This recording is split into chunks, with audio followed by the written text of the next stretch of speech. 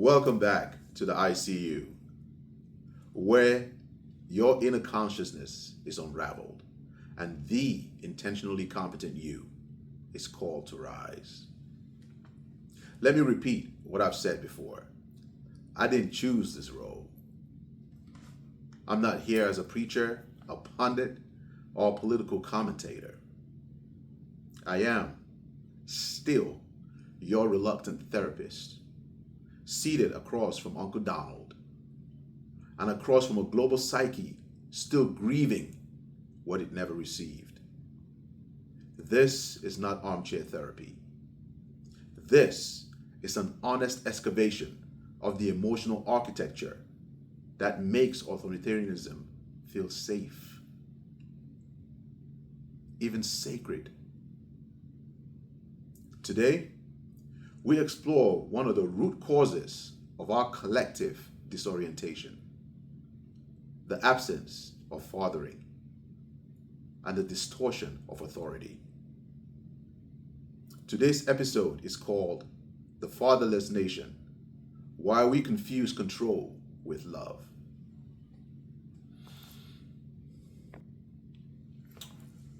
What is fatherlessness, really? Before I go into clarifying that up front, let me outline to you why I started with the third episode in ICU. Today is Holy Trinity Sunday for those who are into the faith. And today is also Father's Day. So it makes this day appropriate for launching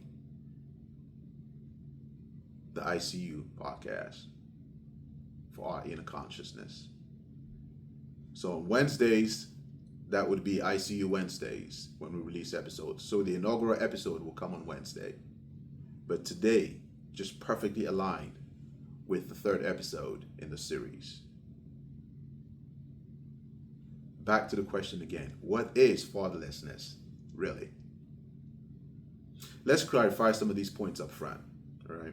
Fatherlessness is not about whether a man was present in the home.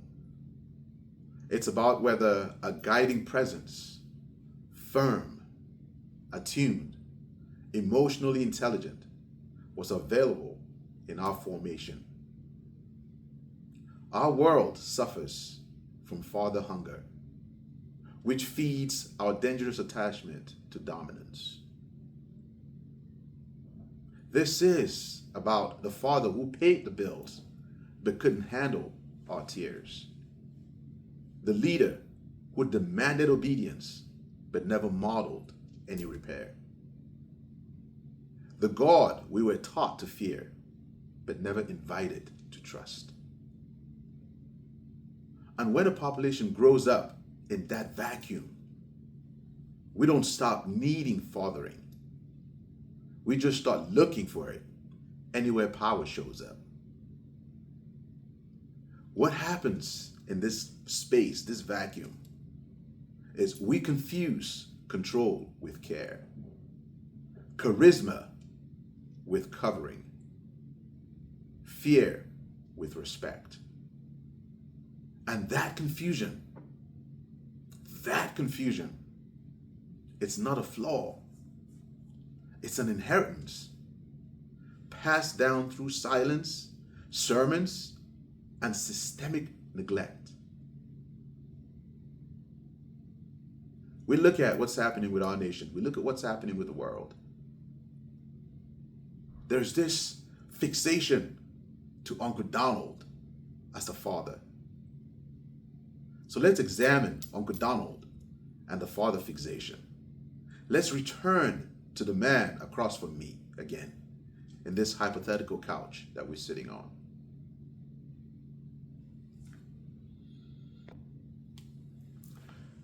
Donald Trump didn't just perform dominance. He embodied a father archetype, but not the healed kind. The kind many of us knew. Loud, unapologetic, unaccountable, always certain, even when completely wrong. For some, Uncle Donald wasn't a president, isn't a president. He is a projection of the father who never said, I am proud of you. I see you. He represents the unapologetic protector, the untouchable provider, the unyielding disciplinarian, especially in white evangelical spaces. His strength is spiritualized, not because it's holy, but because it's familiar. God can use anyone, they said. But what they really meant was, I need a strong man to feel safe. And this warped way of thinking is what moves me now to try to assess that spiritual fatherlessness and the God complex. You all remember when he even stood up like the chosen one. It was comical, and I thought comics had a fantastic day with it. But there is something deeper than this, than the laughs that you get thrown at, every evening or through social media. The confusion runs deeper.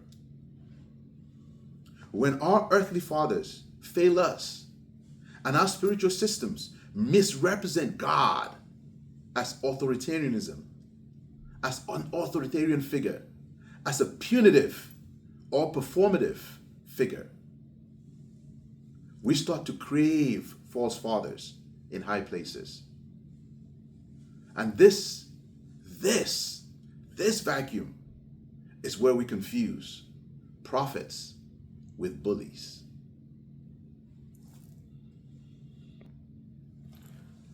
Pastors with politicians. Presidents with messiahs.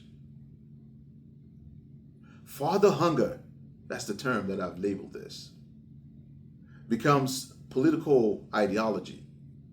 It becomes political idolatry. It becomes a dire need for something bigger than self. As confused as that is. And unhealed children, the vast majority of the MAGA crowd, start electing parents instead of leaders. And what usually comes to my mind, it begs the questions. What kind of God were you taught to worship? Was that God emotionally attuned or emotionally threatening?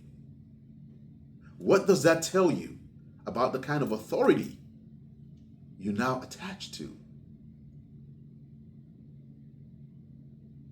This is a global epidemic of daddy depression, of daddy desperation, of daddy famine.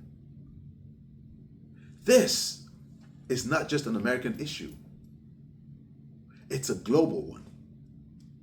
For instance, look at in Hungary, India, Russia, Israel. Populations keep choosing strong men who resemble distant authoritarian fathers. They rise in the aftermath of trauma.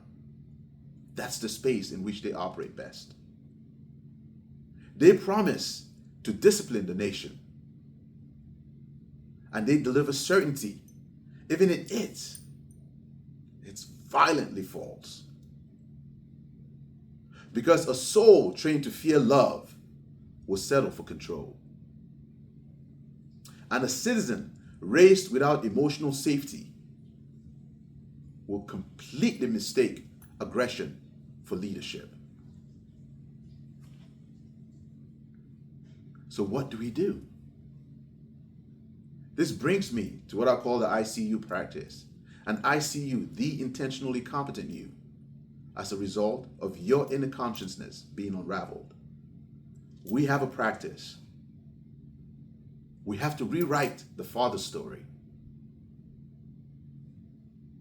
So this week's practice is tender. Go slow. Be honest. One,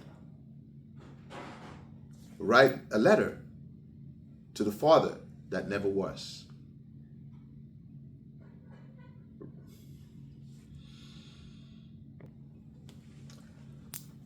Write down on a piece of paper what you needed, but you never got. What you need, but you never get.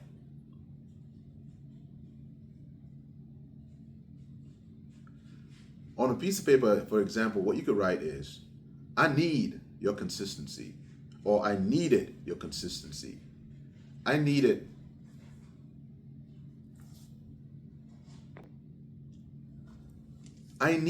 softness that didn't cost me my dignity.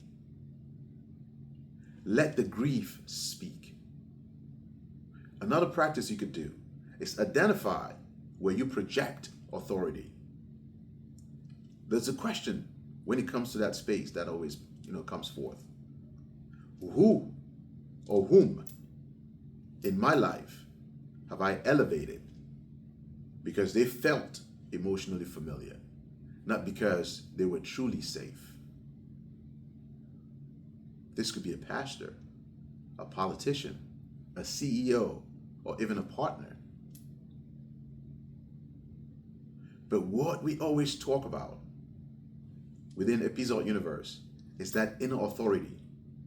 How do we reclaim that inner father? What does it look like to father yourself? To speak the truth in love? To provide boundaries, even boundaries for yourself?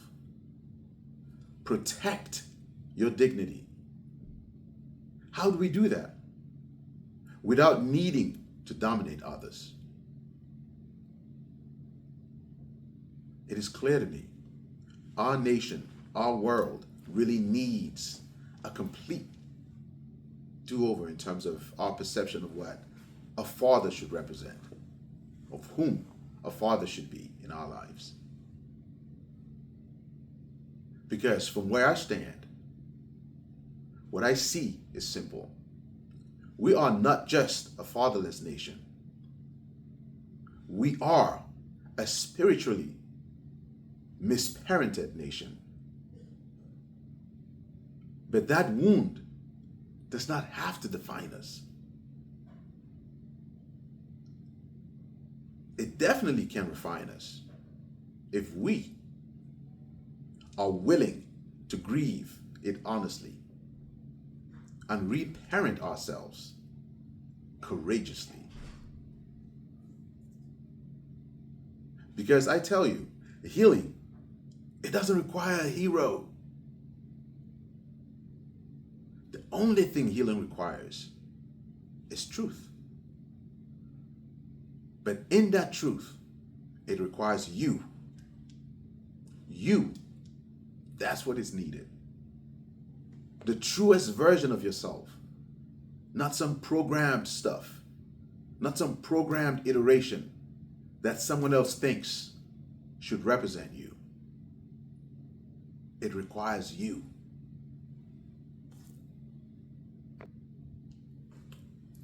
It requires you.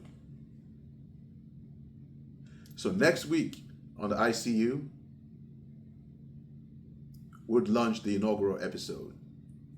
And then going forward, we'll continue with subsequent episodes. But following this Fatherless Nation episode, the episode that is supposed to come is The Empire is Not Your Father. Just deconstructing patriotism and power worship. So we'll get back in tune with that as we fall back in line with the cue as programmed. Until then, remember to always carry what serves you, release what doesn't, and keep walking forward with your ancestors at your back and your inner compass ahead of you as your guiding staff.